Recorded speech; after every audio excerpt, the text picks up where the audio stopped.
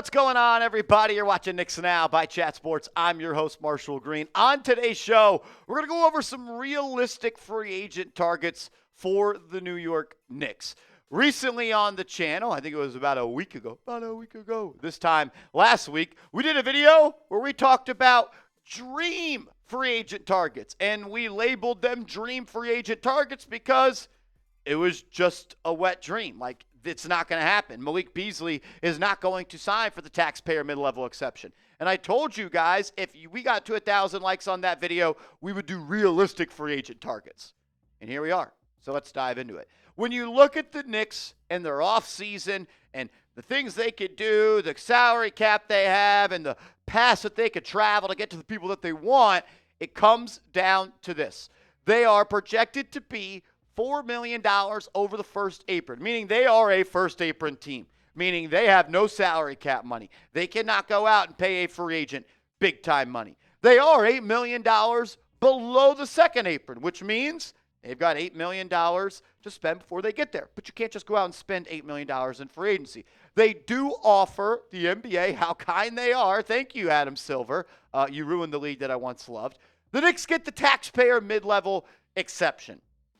But if you use that taxpayer mid-level exception, there is some repercussions for that. So I say all that to say the New York Knicks do not have any cap space. So for all the people that have told me, Marshall, we just got to run it back and we got to add depth to the team, it's not possible. It's quite literally not possible. Because if you bring back Campaign, if you bring back Landry Shamet, you bring back P.J. Tucker, you bring back you run it back, boys are back in town, you're not going to have the taxpayer mid-level exception to use because you're going to be over the second apron. And if you use it, you are hard capped at the second apron. So let's talk about how the Knicks can improve their roster.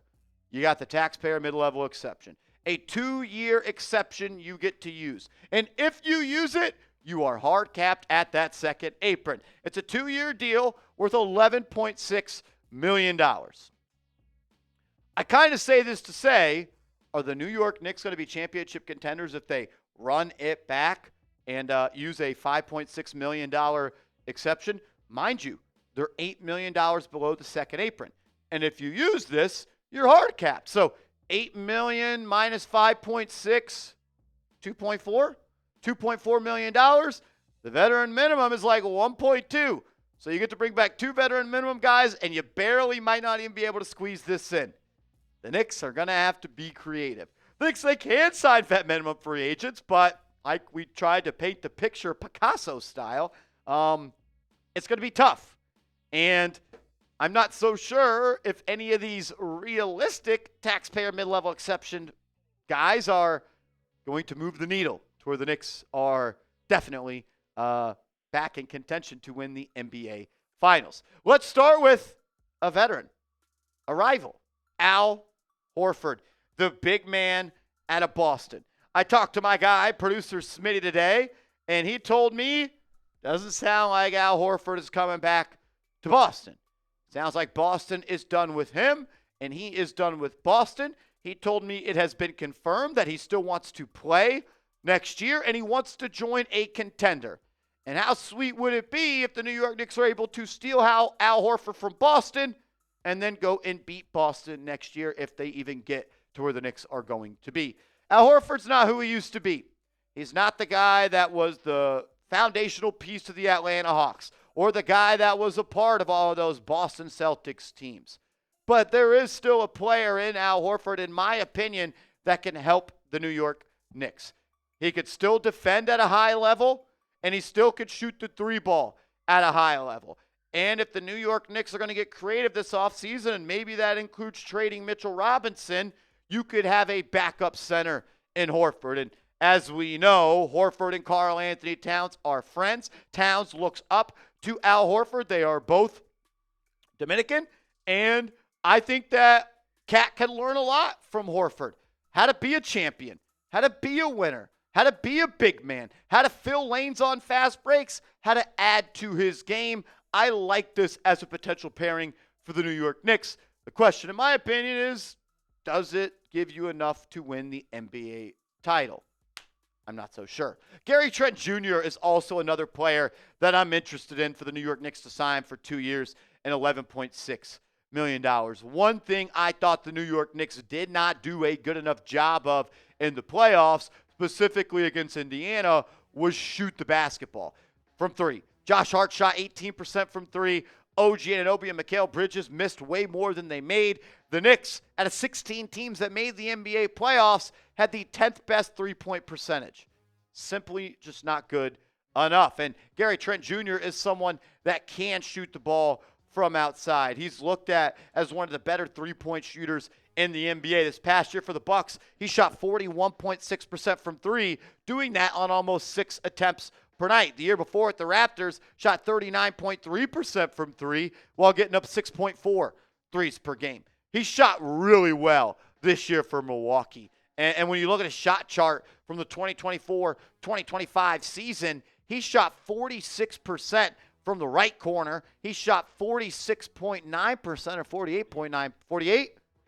There we go. I might need some glasses. I did fail the eyesight test on my driver's license renewal. 48% from the left corner. He also shoots really well above the break. That's an area the Knicks don't have a lot of good shooters there. We know Mikal Bridges does not shoot well above the break. Jalen Brunson kind of struggles a little bit there as well. He's more of a wing three-point guy, and he shot almost 40% from the top of the key. That's almost 5 percentage points higher than the league average. So adding a guy like Trent, who is known as a knockdown shooter in this league, I think it could help this New York Knicks team off the bench. Another guy that could fill it up. Another swing man that interests me is Amir Coffey from the Los Angeles Clippers.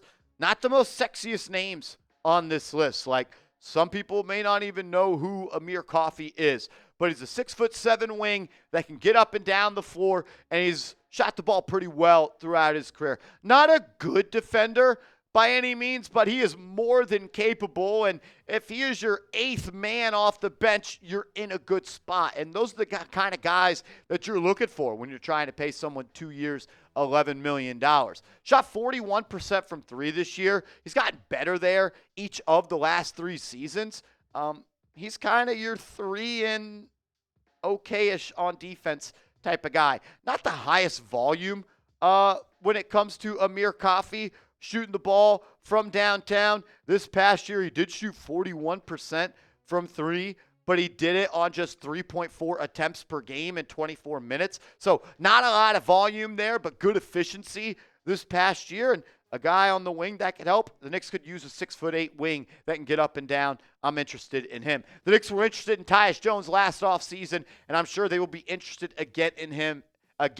Interested again in him this offseason. That's how words work. That's how you got to talk, Marshall. Taius Jones, one of the best players in the NBA when it comes to assist to turnover ratio. He is the ultimate point guard in the sense of, I'm going to take care of the ball. I'm going to get the ball to my guys in spots they could be successful, and I am not going to turn the pill over. He's also become one of the better shooters in the NBA as well. I've always been a fan of Tyus Jones's game, dating all the way back to his days at Duke. I just thought he played the game how you would want the game to be played from a point guard's perspective. This year, averaging 5.3 assists per game, he averaged 1.1 turnovers. So that's a 5-to-1 assist to turnover ratio. The year prior, he averaged 7.3 assists to 1 turnover. That's a 7-to-1 assist to turnover ratio. And the Knicks could always use another guy that could handle the ball, spread it out, and knock down threes coming off the bench for Jalen Brunson. I'm hoping that that's Tyler Kolek this year. But if you're looking for a guy that's ready to plug and play, a veteran that's done it every stop of the way in his career, Jones fits that bill. I know the Knicks were interested in him last year. They were trying to sign him, but he ultimately decided to go join Phoenix, and what a dumpster fire decision that was. I can't believe I'm including Spencer Shitwitty on this list. I hate Spencer Dinwiddie. Any Knicks fan hates Spencer Dinwiddie. He hates the Knicks. And maybe the Knicks need a guy on this team that hates the Knicks. Because I'm sick of the country club attitude that this team has. The daddy's ball team. And I love Brunson, but they feel a little private school, country club vibe-ish a little bit to me. And they could benefit, in my opinion, for bringing in a guy that is going to ruffle some feathers. Exactly. He can handle the ball. He can create for others. He can run your bench unit. He's done that for the Mavs a couple of times. He's done that for the Nets. I don't love him for the 2 years, $10.6 million. I like him a lot more for the veteran minimum, but he's someone that's on my list. Another player that would be on my list, maybe the Knicks can get him to accept this contract, Chris Paul. If Chris Paul wants to come play here for 2 years, $10.6 million, I would absolutely do it. I think the Knicks could benefit a lot from having a veteran like him that can handle the ball, run the pick and roll, orchestrate the offense. But I don't know if he would sign for that cheap of a deal, and maybe he wants to go somewhere else. I don't know. But Chris Paul is someone I am absolutely interested in. I just gave you 5 guys and a bonus piece in CP3. Name a free agent you want the Knicks to sign in the comment section right now. Make sure you are following me on social media. I'm on Twitter. I'm on Instagram. Let's go Knicks.